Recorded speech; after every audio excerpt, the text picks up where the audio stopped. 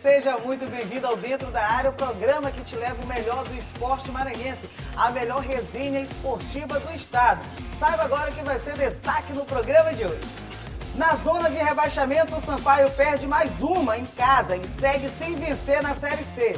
Tocantinópolis vence o MAC com gol de Bismarck e aquece luta no G4 do Grupo 2 da Série D. Também pela quarta divisão, Mota encontra forças para empatar com o Fluminense do Piauí no final da partida. Você vai ver ainda, Meeting Paralímpico acontece pela primeira vez em São Luís. E mais, os benefícios da ginástica artística para as crianças.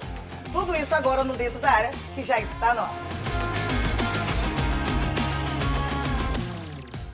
Seja muito bem-vindo ao Dentro da Área desta semana. A gente já começa o programa chamando meu querido amigo Gregório Dantas. Greg, seja muito bem-vindo ao programa. Aí, belezinha? Tudo tranquilo? Feriadão, né? Tudo bem. Emendou tudo certo. Rapaz, descanso, né, rapaz? Merecido. A gente acaba descansando, né? Merece, né, Dani? Mas também trabalha, né? Assiste muito esporte também no final de semana. Né? Com certeza. Então a gente já vai começar o programa de hoje falando de muito esporte. Vamos falar do Meeting Paralímpico, que aconteceu na Universidade Federal do Maranhão. 9 municípios maranhenses participaram. Acompanhe na reportagem. São Luís sediou pela primeira vez o Meeting Paralímpico. A competição reuniu 78 esportistas de 9 municípios maranhenses, com disputas em 2 modalidades, atletismo e bocha. As provas serviram como seletivas estaduais das Paralimpíadas Escolares, Paralimpíadas Universitárias e Intercentros. O Meeting Paralímpico, o objetivo é classificar os atletas para São Paulo nessas 3 modalidades. A natação, já estão classificados direto, o atletismo masculino e feminino está acontecendo e a bocha masculino e feminino está acontecendo também lá no ginásio.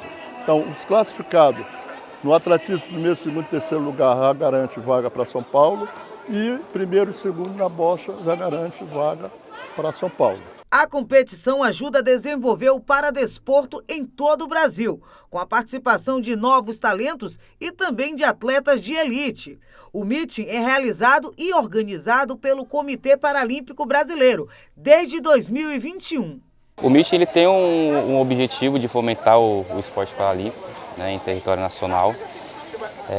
A gente iniciou um projeto para atender e chegar mais próximo dos atletas, né, que estão em desenvolvimento nas 27 capitais, tá, em território nacional. E para a gente é muito importante, é uma grandeza sem valor, a gente conseguir atender o meeting em alguns estados que nós não tínhamos chegado, né? Então a questão de você oportunizar o atleta, né, porque o meeting ele é essa porta de entrada para a gente, né, pro atleta que está em desenvolvimento, tanto dos escolares que servem para seletivas, tanto para os meetings para o lado do alto rendimento, né, que serve para entrar nas grandes competições. E para a gente é muito importante, porque a gente já começa a descentralizar, né, que antigamente era só em São Paulo, hoje a gente consegue atender em território nacional. O Comitê Brasileiro acredita que o esporte maranhense segue em crescente desenvolvimento. De alguns anos para cá, também reforçando nossos centros de referência, né, que nós temos, a molecada vem desenvolvendo muito, né, nas modalidades que são atendidas no centro de referência. A gente vem acompanhando, a gente vem sempre conversando e acompanhando todo o trabalho que vem realizado no centro de referência. E a gente tem uma perspectiva e o objetivo é o quê? De hoje, aproveitando que nós estamos, né, em anos de jogos, é que essa molecada que está participando dos meetings, um dia ele consiga representar o país em competições. Com 3 medalhas garantidas na competição, a atleta Malu Magalhães aguarda agora a próxima etapa, que acontecerá em São Paulo. Eu espero trazer mais ouro e um dia eu vou para Paris. Muito bem, pela primeira vez São Luís sediando aí um evento de uma amplitude grande aqui no Brasil. É verdade, olha, um evento que é uma parceria, né, Dani? Você bem lembrou, bem trouxe aí na reportagem, uma parceria entre a Secretaria de Estado de Esportes e Lazer, né, a nossa CEDEL, com o Comitê Paralímpico Brasileiro, né, o CPB. reuniu 78 esportistas. Nós tivemos aí nas modalidades do atletismo e também da bocha, uma divisão, e 9 cidades foram contempladas no Maranhão para disputar esse meeting que aconteceu na Universidade Federal do Maranhão, né, na Praça Esportiva da Universidade Federal do Maranhão. Muito positivo, sempre acho muito interessante quando eventos dessa envergadura acontecem em São Luís. É uma primeira atividade desse modelo que acontece em São Luís. Acho que fomenta e estimula e faz com que as pessoas pratiquem mais esporte, queiram praticar o esporte, nesse caso, o esporte paralímpico. Né? Em todas as esferas, né? Exatamente. Agora a gente vai para um breve intervalo e logo após o intervalo a gente vai falar de ginástica artística. A criançada utilizando a modalidade para se desenvolver ainda mais no esporte. Depois do intervalo a gente traz os detalhes.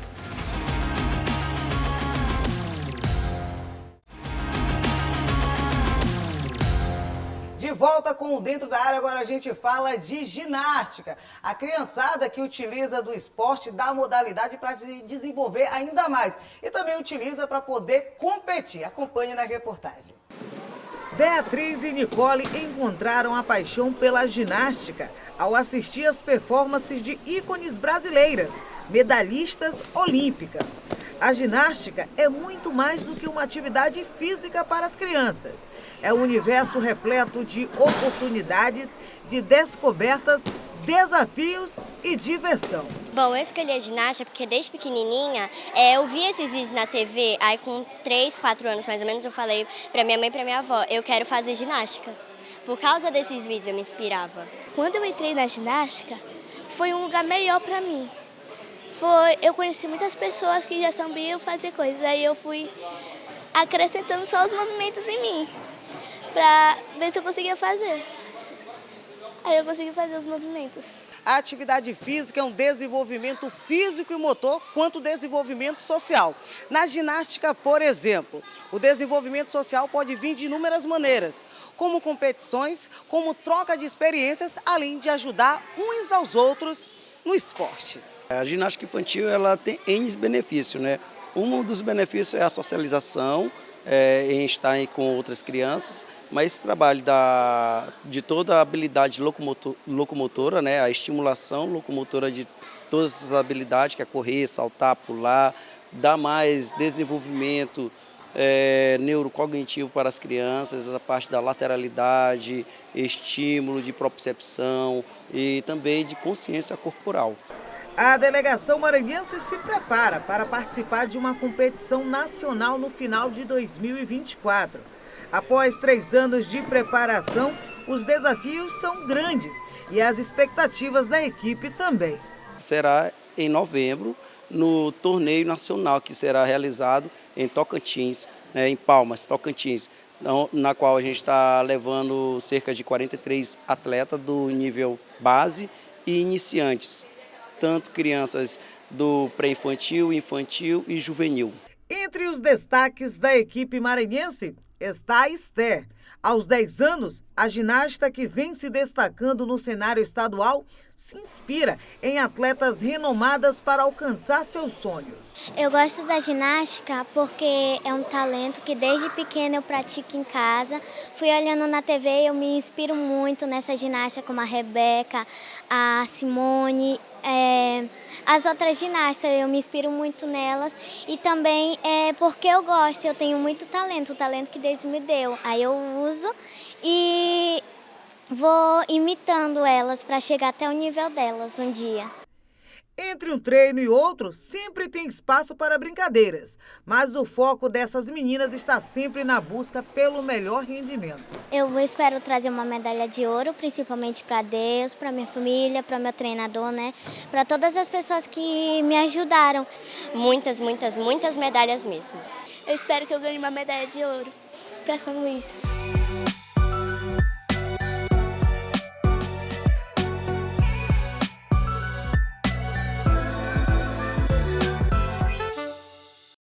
Greg, essa reportagem é bem legal, né?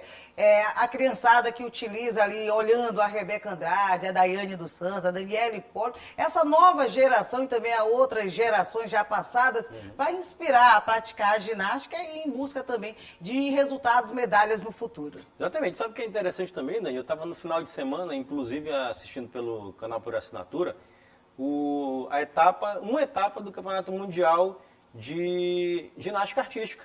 Né? Eu estava assistindo ao lado da minha filha e ela encantada, né? Olhando os movimentos dos homens, como também das meninas, e perguntava, cadê a vez das meninas? As meninas foram lá e faziam os movimentos, inclusive Daniela Hipólito era a comentarista, e a prova que a gente estava assistindo era a prova da trave, né? Que era uma das especialidades da Daniela Hipólito. Muito bacana, muito interessante. Ginástica é um esporte completo, né? Você beneficia todas as partes do seu corpo. E eu sempre digo, além do benefício de saúde, o esporte também dá um benefício de disciplina. E além da saúde física, também a saúde mental. Então, é fundamental, desde a infância, crianças, né, estarem praticando esporte, seja de qualquer modalidade. Nessa que a Dani trouxe aqui, é a ginástica artística, que é muito positivo. A gente tem alguns centros aqui de excelência em São Luís para a prática da ginástica artística. Então, se você tem um filho, está pensando em começar no esporte, pode botar na ginástica. É bem legal, ele vai curtir muito. Tem gente que prefere começar na natação, né? Eu botei, por exemplo, a Manu na natação. Ela adora natação. Mas questão, modalidade não importa. O importante é fazer aquela fazer prática. alguma coisa. Tem gente que prefere luta, né? Judô. Tem o vôlei, karatê, tem o basquete. jiu-jitsu. O leque do esporte é gigantesco. É amplo, né? Então, tem a ginástica, judô, natação, handebol, futsal, vôlei, basquete, como a Dani falou aqui, completo. Surf, skate, né? Então, só bote o menino para praticar. Verdade. Vamos para mais um intervalo aqui do Dentro da Área. Daqui a pouco a gente fala de futebol. Vamos falar de Campeonato Brasileiro da Série C e da Série D. Sampaio perdeu mais uma, Maranhão perdeu também na Série D. E na Série D, na 4ª divisão, o Mota acabou empatando fora de casa. Tudo isso daqui a pouco, depois do intervalo.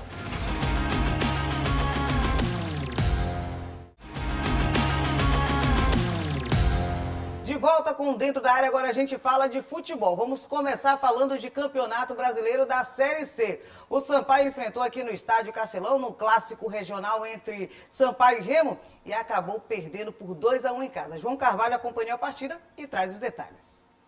Foi o jogo de duas equipes que lutavam para afastar a má fase.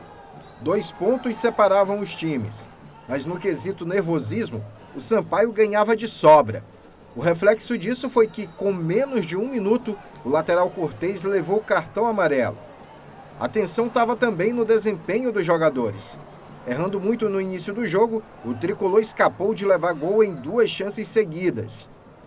Thiaguinho fez a primeira finalização pelo Sampaio. A batida foi longe. Depois disso, o Remo controlou o jogo. Ítalo, dentro da área, bateu e a bola desviou em Itambé. Depois, foi Janderson que levou perigo à meta de Felipe. Controlando o jogo, o Remo chegou ao primeiro gol depois de uma sequência de toques rápidos e curtos. Só parou quando a bola chegou em Raimar e ele tocou na saída de Felipe. 1-0 Remo. O Tubarão até teve algumas chances, mas perdia todas, como nesse chute de Thiaguinho, que errou mais uma vez. A primeira boa oportunidade do tricolor começou com Pimentinha, que recebeu inversão de bola, tirou a marcação e bateu para a defesa de Marcelo Rangel. Na sobra, Maurício mandou em cima da marcação. No geral, o Sampaio mais errava que acertava. E quando tinha alguma chance clara, como nesse lance com Thiaguinho, não aproveitava como devia.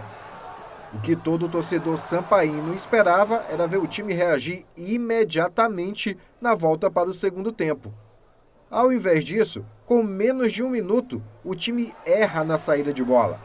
Marco Antônio cortou e rolou para Janderson ampliar. 2-0 Remo.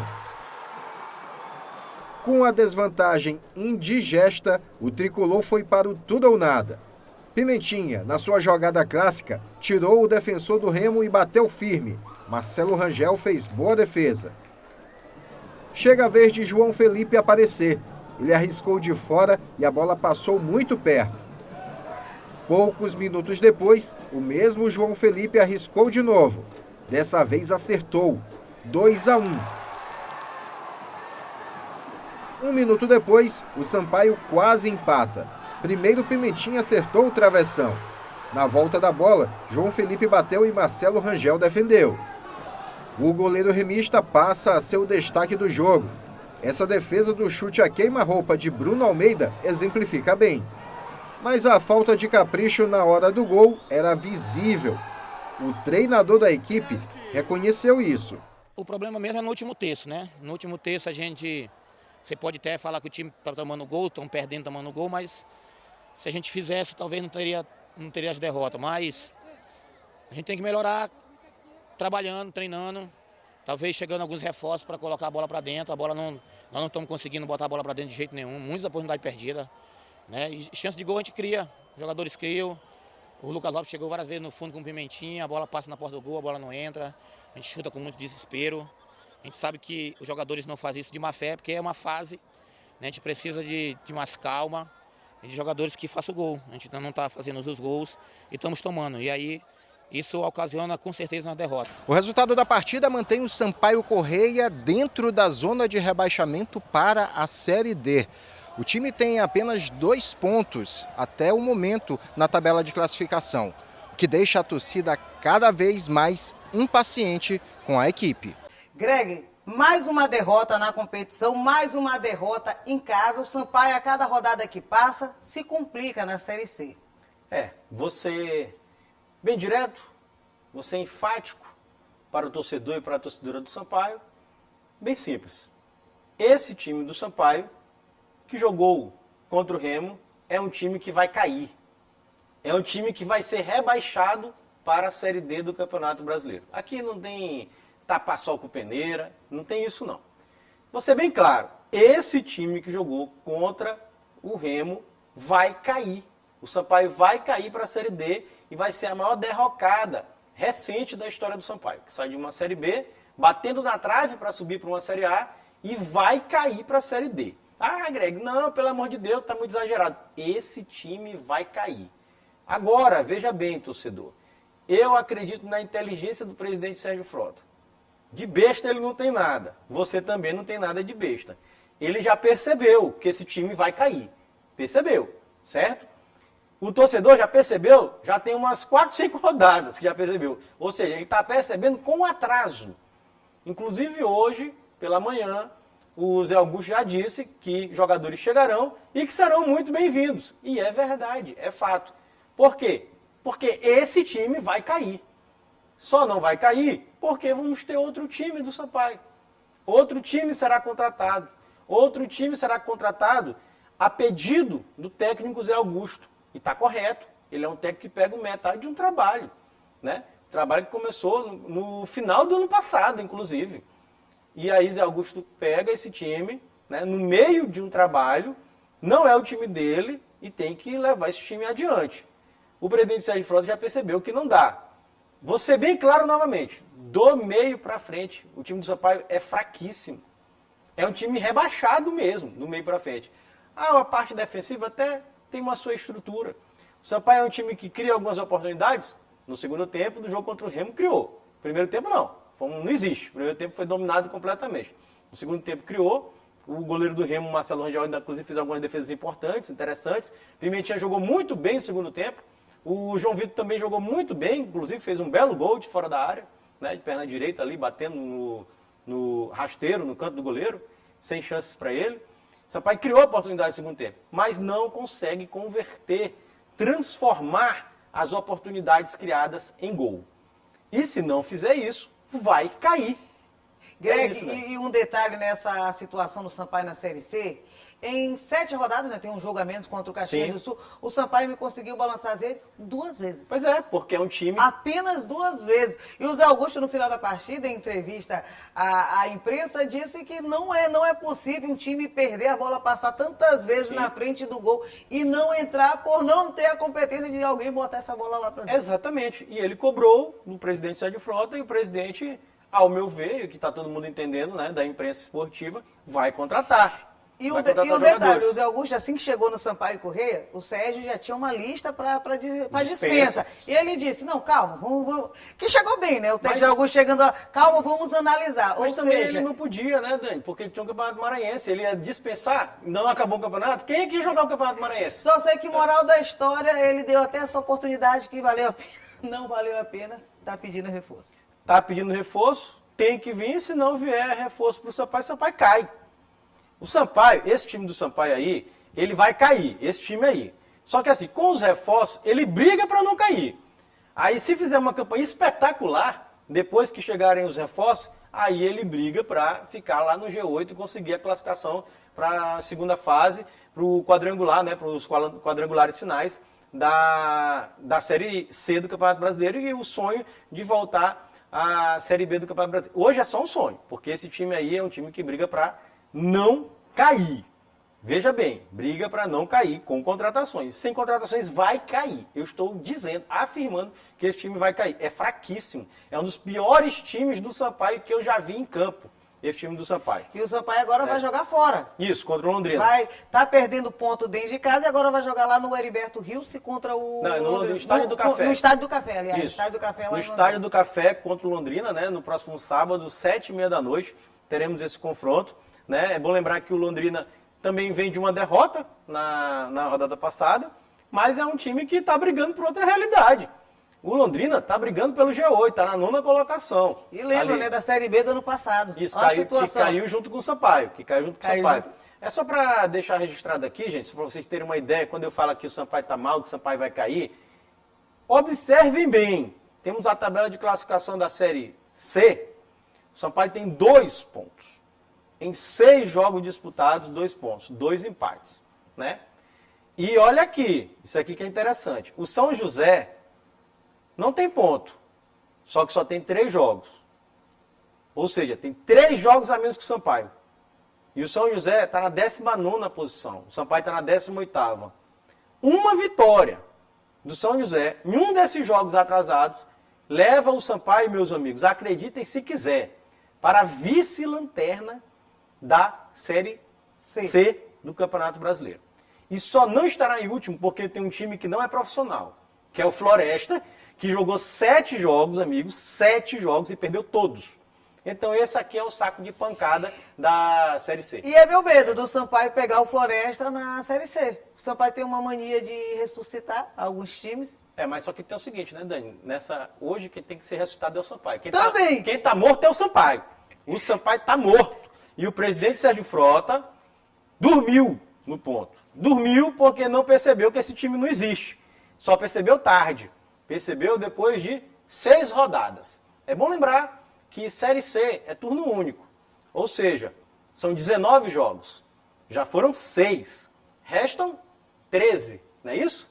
Foram 7 porque o Sampaio tem um jogo a menos. Não, mas o Sampaio só jogou 6. Só jogou 6. Então restam 13 jogos. O Sampaio tem 13 jogos. Ainda dá tempo, viu, gente? Não, dá tempo. Preste atenção. Dá tempo, se as contratações chegarem, de brigar para não cair. Agora, se não vier ninguém, dá tempo de afundar ainda mais. Eu acho que ainda dá tempo. O Sampaio está numa situação periclitante? Tá, mas ainda dá tempo. Ainda dá tempo, eu acredito que o time do Sampaio vai ter que ser reformulado, porque desse jeito cai. Com contratações, eu acredito. Cai. Certo. Verdade. Agora a gente vai descer o elevador do Campeonato Brasileiro e vamos falar de Série D. Começando falando do jogo que aconteceu no Nilzinho Santos, o Maringão Atlético Clube recebeu a equipe do Tocantinópolis. E o MAC acabou tendo a sua 2ª derrota na competição dentro de casa, gol de Bismarck, lá no Nilzinho Santos. Greg, 2ª derrota do Maringão Atlético Clube. Eu estive acompanhando a partida. O MAC não mostrou o que o MAC vem sendo ao longo dessas últimas 2 temporadas. E perdeu ponto dentro de casa.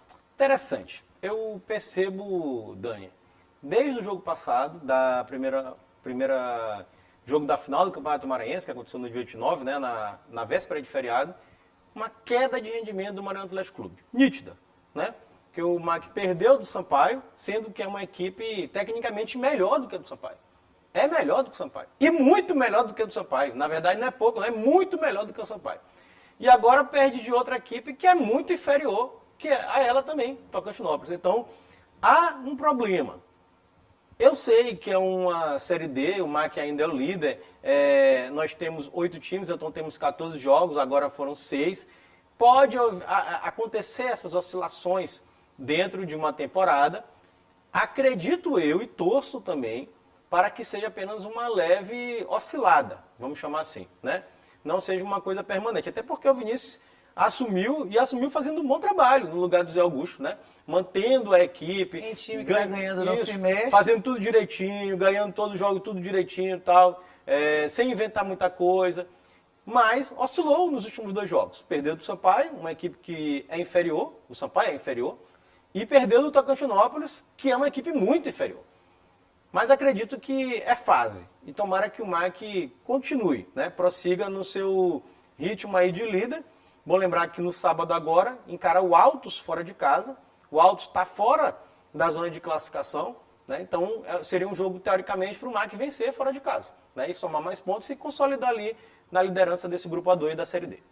E ainda falando de Série D, a gente fala de outro representante maranhense na 4ª divisão, o Motoclube de São Luís, que foi jogar fora e o Moto acabou empatando no minuto final ali com a equipe do Fluminense. Do Piauí. Os dois times acabaram em 2-2. O Kiko e o Smith acabaram fazendo os gols para a equipe do Fluminense. E o Motoclube, mais uma vez, Paulo Rangel ali tentando resolver, acabou empatando. Greg, o Moto colocou 1-0 na partida. Teve a virada da equipe do Fluminense do Piauí e acabou ali Paulo Rangel, lembrando que entrou no banco. O Paulo Rangel, ele de forma técnica, o Pedriarli disse, não, você fica no banco, no segundo tempo você entra. E acabou fazendo gol. Só Paulo Rangel faz gol no Moto. Tem umas coisas a pontuar, Dani, a respeito dessa partida. Né? O Moto fez um gol logo no começo da partida, né? A equipe do Fluminense se mostrou melhor no primeiro tempo, virou a partida 2-1, criou algumas oportunidades também no começo do segundo tempo para ampliar, fazer 3-1, até 4-1, não conseguiu, e no final da partida, como você bem trouxe, o Paulo Rangel entrou e fez o gol de empate, depois de uma falha bizonha da zaga da equipe do Fluminense do Piauí, né? E aí fez o gol de empate no final do jogo. É uma coisa a chamar a atenção. O rendimento do Moto dentro de campo não está bom. O Moto encontrou esse resultado lá diante do Fluminense do Piauí, né? É uma coisa a chamar a atenção, gente, por quê? Porque na tabela de classificação, o Moto está na quarta colocação, só que o Moto vem de 1 derrota e 2 empates. Ou seja, ele está numa decrescente. Né? Ele está numa decrescente, está caindo de rendimento e é nítido isso dentro de campo. Né? Esse resultado de empate fora de casa foi excelente, tendo em vista o desempenho do Moto dentro de campo. Mas para jogar contra o Fluminense, eu já até falei aqui, é uma equipe muito fraca. O Fluminense perdeu do Maranhão Atlético Clube lá de maneira bem fácil. Né? Então eu acredito que o Moto deveria ter mais facilidade nesse jogo. E ao contrário, foi muita dificuldade, né? E encontrou um empate no final. Menos pior para o Moto, né? Que chegou Continuou no G4. E chegou aos 9 pontos. Tá, né? Chegou aos 9 pontos, continuou no G4 e ao mesmo tempo paralisou lá o Fluminense do Piauí na 6ª colocação com 8 pontos. E agora tem um confronto em casa, né, Dani? Um confronto ali direto contra o River no Nilson Santos. Lembrando que o Moto está nesse impasse para ir para o Castelão, o jogo, assim como aconteceu do jogo passado do Motoclube aqui em São Luís. Mas até este exato momento, jogo no Nilson Santos e um jogo ali confronto direto. O River é o vice-líder do Grupo A2. E o que é interessante nesse confronto é o seguinte, se o Moto vem numa decrescente, o River vem numa crescente. O River vem de 2 vitórias bem importantes, né? Venceu o Cametá em casa na última rodada agora e antes tinha goleado a equipe do Tocantinópolis por 5-0, para você ver como que o Maranhão Atlético Clube vacilou nesse jogo contra o Tocantinópolis, que é uma equipe fraca, né? E conseguiu ganhar o Maranhão aqui em casa. Então, assim, o Moto vai pegar um adversário difícil, não é um adversário fácil. É um adversário que está ascendendo e o Moto está caindo de rendimento dentro da competição. Mas tomara que dê tudo certo para o Moto, né? É um bom teste para a gente saber qual é a realidade mesmo do Motoclube. E Greg, só um detalhe nesse jogo do Maranhão Atlético Clube que aconteceu no Nilson Santos, só um detalhe que após a finalização da partida foi colocado quantos torcedores estiveram presentes. Do Maranhão, sim. 220 testemunhas, não eram torcedores. Isso aqui foram lá testemunhar essa partida.